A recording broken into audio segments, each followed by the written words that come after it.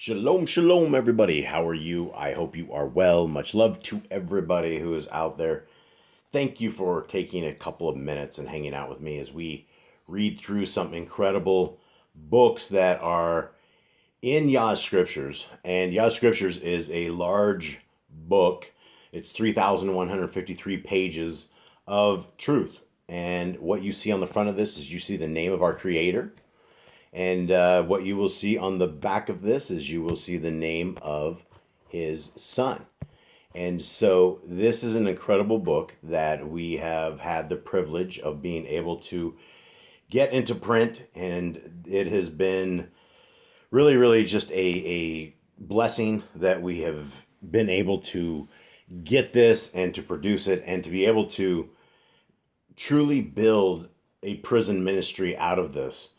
And the prison ministry that has been built and is currently functioning is something that was built out of there was no real plan. The entire thing came to be because a company called the Yah Scriptures, which is a criminal enterprise that has been stealing money off the backs of Yah's people for about 13 years. From their entire inception, these two people that live in New Zealand were able to they stole a version of scriptures from the Institute for Scripture Research. And I've interviewed all of those guys there. And then she went and put them all on blast. And she created this domain called messianichallofshame.com. And she put them and their families and their houses and their locations and just really went attacking them anonymously. Nobody really knew who owned this site, but all of a sudden, these people who had lost their work to the Hallelujah grifters were now under assault and under attack. And so as they were under attack for years and years and years, this little people in New Zealand, Deb and Ken, and I say Max because they go under pseudonyms. They go under Shalom and Max. And they've been stealing from the people of Yah. Well, they have $500,000 in cash sitting in there, and they have millions and millions of dollars worth of books they already have. So they are a extremely wealthy company, and their entire grift was that they were putting all of this money into orphans, widows, lepers, and prisoners, and that they were shipping mass amounts of scriptures into prisons. And when I started doing research on them, we found out everything about them was a complete grift. They didn't have prisons that they were dropping Bibles into. It was very, very rare. In fact, another prisoner said it's easier to get a pardon from President Joe Biden than it is to ever get a Hallelujah Scriptures. That is how rare it is. And as we have taken all of the unopened letters that we found throughout the years that the Hallelujah Scriptures hadn't provided scriptures, we contacted all these brothers throughout the years. And we've gotten incredible relations with these guys. We have people inside of prisons that have done horrible things, that are now seeking our Creator, that are seeking His ways, that know there's a different way. Because all we have in this world that we've been indoctrinated into is a tradition of man, a religion that opposes what Scriptures tells us to do. Our Scriptures tells us very clearly from the first page of the Bible that we have a set of laws, statutes, and commandments that we need to have and that we need to obey. And we need to keep them for all generations. We only have about 150 or 160 different laws that apply to us today that we can do, but we can absolutely do them, and they are super easy to do. There's no such bondage, there's no such baggage, there's no such any of this.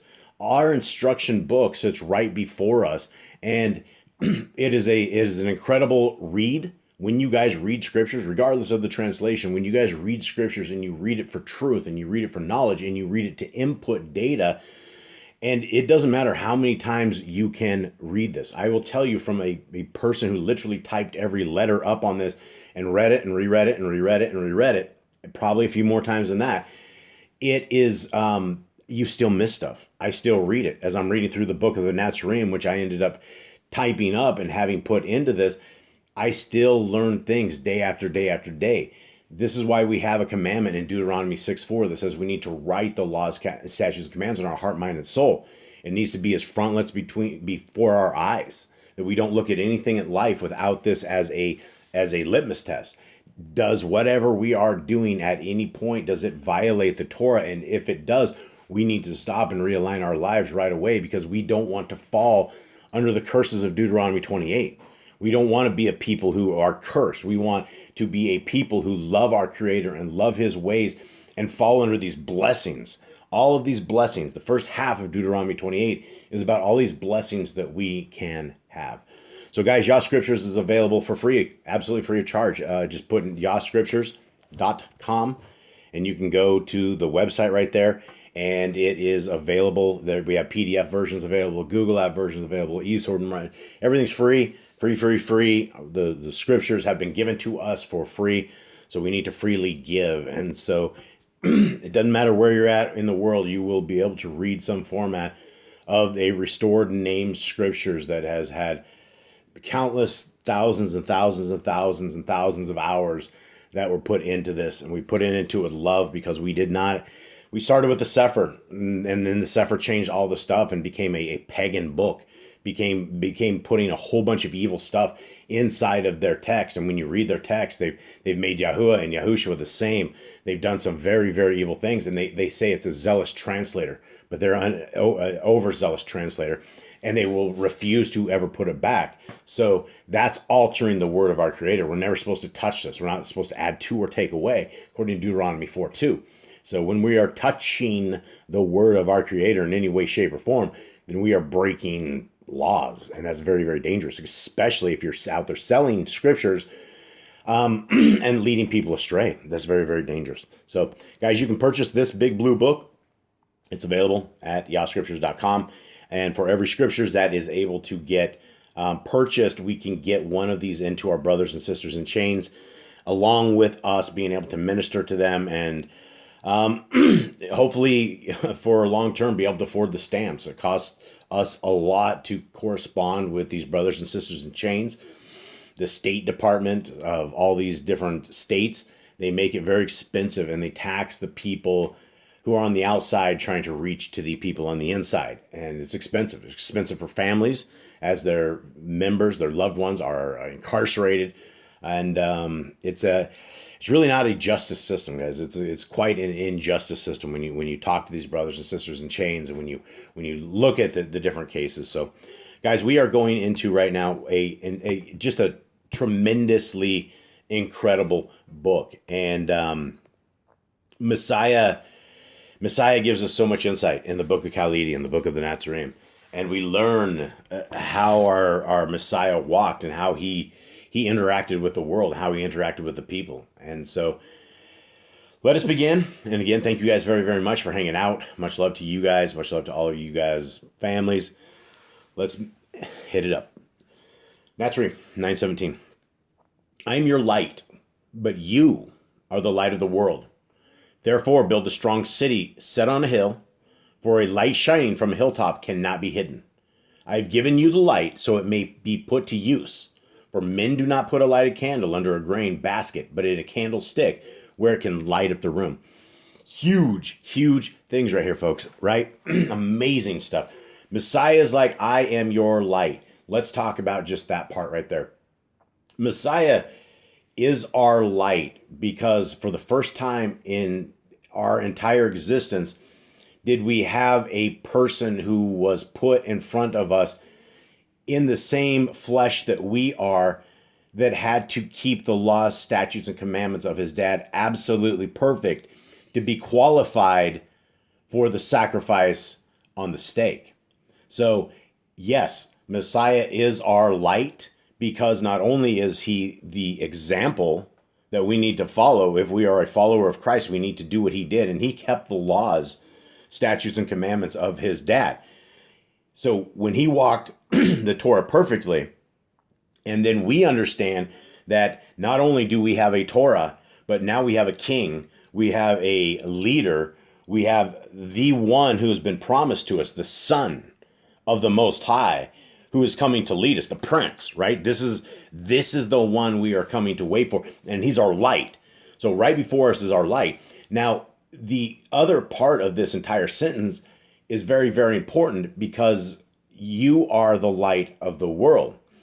I'm always constantly trying to encourage all of us out there to be courageous, to be those who are speaking the word, those who are living the example by showing others, by showing people love, by taking care of the orphans, widows, and lepers, by visiting those in prisons, by taking on things of this nature, kingdom work. And guys, for those, anyone out there that has any time at all, that can spend just a few minutes a week with some brothers in prison, I have names of people who we can try to fish for, men that will be receptive, people that have no hope, that if you can just spend a few moments of your time, and we will fund this.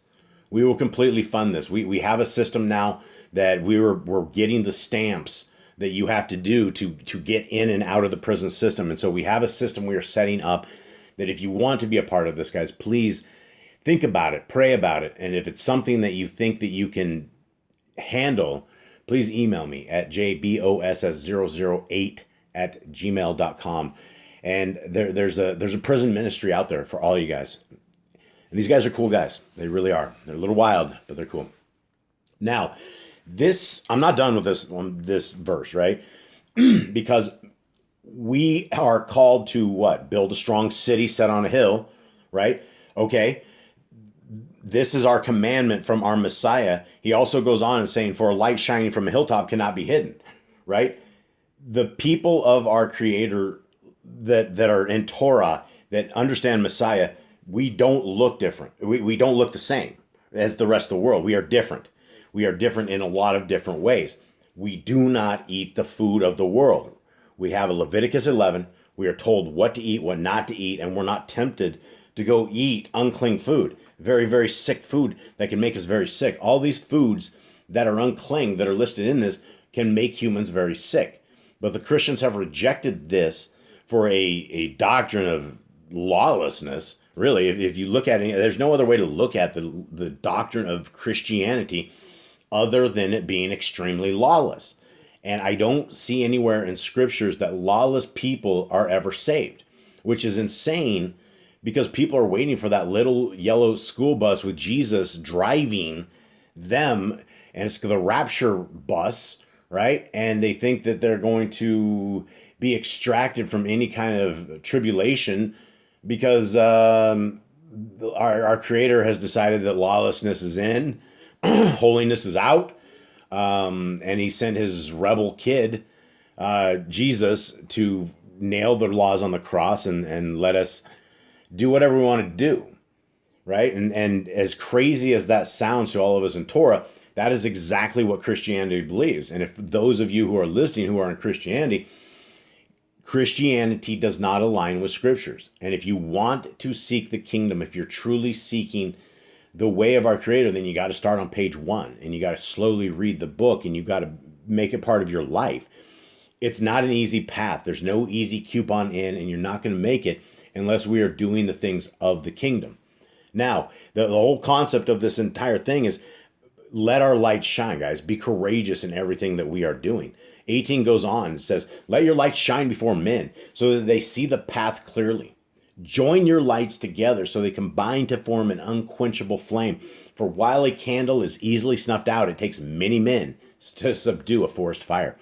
Guys, these are more reiterations of commandments, right? In a different way. We're talking about ministering to the world that is out there and letting them, at least giving them an opportunity to see another way, right? To see another path.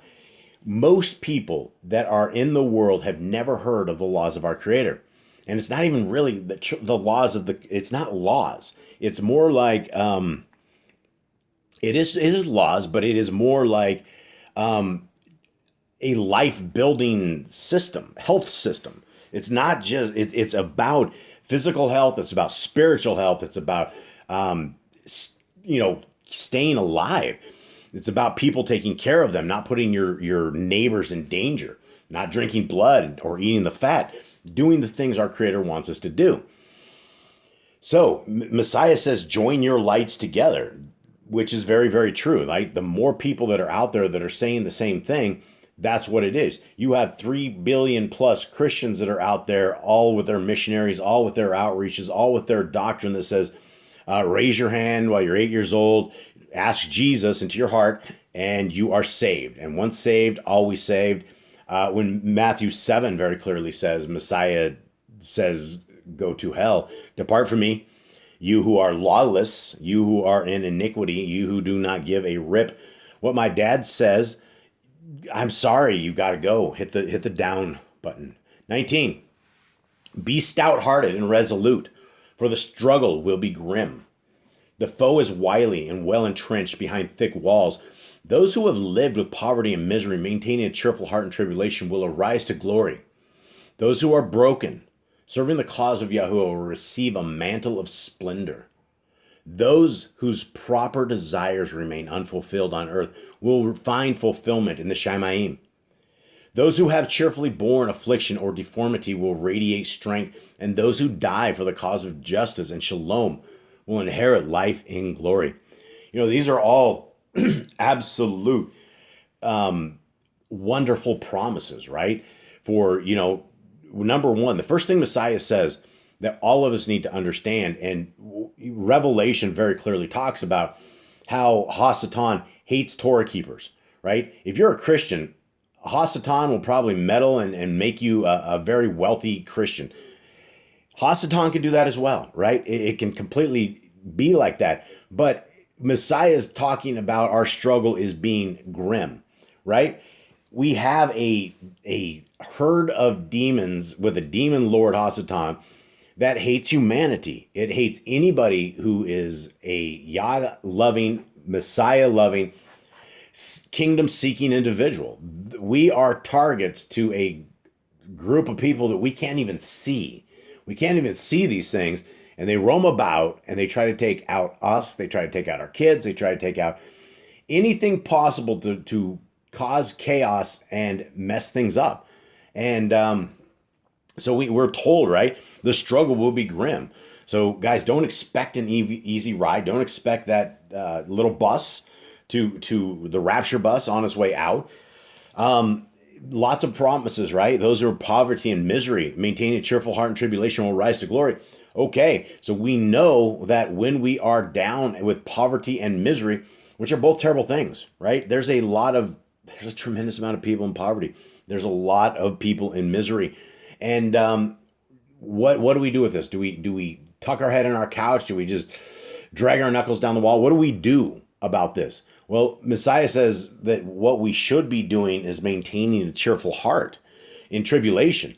And so as we see that Hasatan is actively trying to take us out, literally, we need to be happy, because for all of these unseen spiritual attacks that we have, our Creator has an entire horde of angels as well, messengers, those who are probably beating the snot out of some of these demons in places we can't even see and will never, ever see.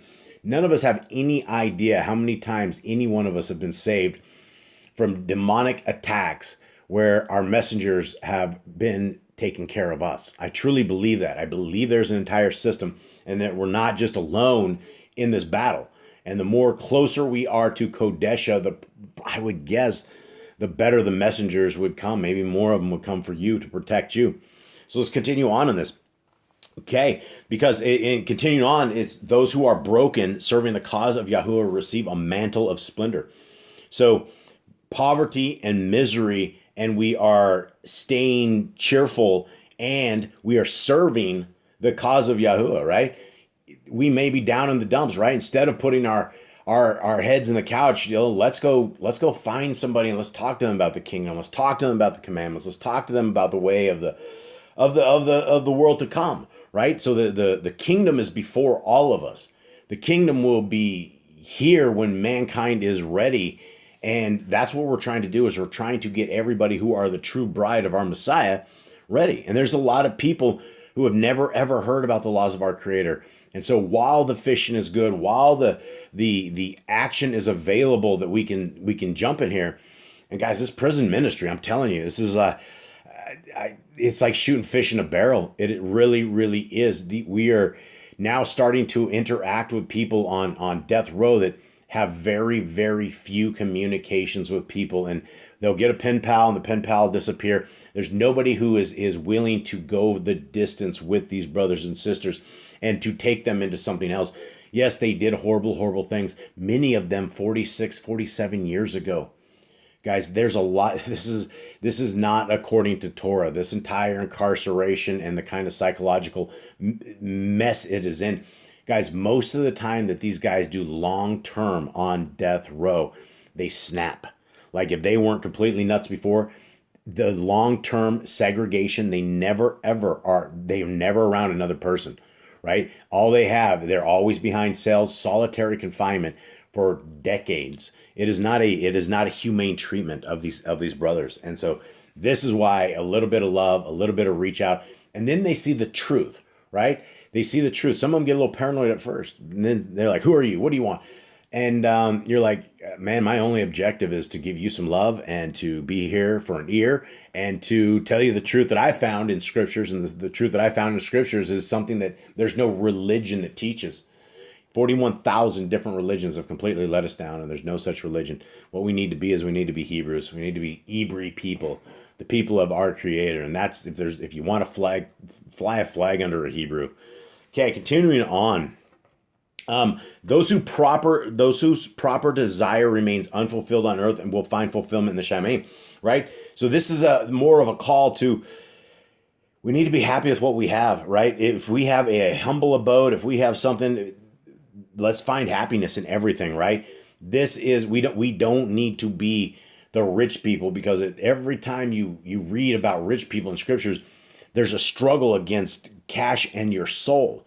And it's really, really hard for those who have the money. So I think in poverty, we need to be more thankful, because our Creator, if we still have a bite to eat, then our Creator has provided for us. And even when we don't have a bite to eat, give some prayer to our Creator. He'll send the birds. I believe, without a shadow of a doubt, that our Creator will send birds with meat if we are starving to death. It has happened throughout scriptures. It is one of those things that our Creator knows who we are and what we need. His Son has told us that. He talks about all of this, the daffodils and all their splendor, and the birds, how they don't have to worry about a thing. Same here, right? We have a Creator who loves us, who's omnipotent, has a fiber optic cable running right from Him right to us. So all we have to do is send up a little prayer, and the network is complete, right? That's all we got to do is turn our heart, mind, and soul to our Creator. Okay, final on that thing, those who have cheerfully borne affliction or deformity will radiate strength. Another incredible promise, right? A lot of people we know, a lot of deformities, things of this nature, and you look at those with issues, and your heart breaks, and you're just like, wow, what a tough life, what a horrible way to have to live life. But you know what? This might be their test, and their eternity might be something way more amazing, and this is just another testing ground. So more promises of the broken, the broke, all of those things. And then the final thing, those who die for the cause of justice and shalom will inherit life and glory. Huge thing, right? How are we going to die? And sometimes we can pick our ways to die, right? Sometimes we can save those. Sometimes we can stand up for those who are disinherited. We can put ourselves in places that, for whatever reason, it may end up with our life having to be ended. But if we have ended our life for the cause of justice and for peace, then our life, our eternity is that. And guys, these bodies of ours, they break down, right? We get old. We can barely see at some points. We can barely hear. We get crooked. Our backs are up and down. We can't even move, right? Father Time has no limits on the human race. But this is a testing ground. This is the place where we will be tested, where we have been tested. And, I think I'm already long-winded. I think I'm getting real long-winded on these. But guys, this is our testing ground. This is our 120 years to figure out the path to the kingdom. This is our chance at eternity that is not hanging out with a whole bunch of devils and demons and people that love wicked things, right? There is a different set of people, and these are the people that we're trying to find. We're trying to find the lost 10 tribes of Yisrael who are out there, right? Who prophecy has never come back. The people from across the plains that are Yah's people that all of a sudden wake up and they see that the laws are available and they choose the laws. They choose righteousness. And, in this world of darkness where we see just great evil all the way around, it's amazing when you see the laws of our Creator. You see the commandments and you see how righteous they are and you see how effective they are in a life and in your health and in your families and in your communities. How that if there was a community that was really Torah based, that didn't fall to bits, how strong of a community that was or would be. And we see a lot of these guys they try these little things and it always ends up some horrible thing happens, and it's hard. It's hard to lead because you're not all under, you even though there's a whole bunch of people in Torah and you're in a group and in a thing, you're still under man's laws. You're still having wickedness all around you. And if 100% of the people aren't committed to the path, then you're going to have issues. That's a lot of things, in the Dead Sea Scrolls, you see the Qumran guys and the groups of guys. And, they had internal rules and regulations. They wanted everybody to be super, super righteous, super, super strict to what they were doing. And I think that's probably about the only way that you could ever have a place that was completely sanctioned by Yah in a community, is to do it right under those kind of things. So, guys, with that, I hope you guys have a wonderful day. Thank you so much. If you made it to the end of this, much love to you even more. Have a wonderful day, and I'm out.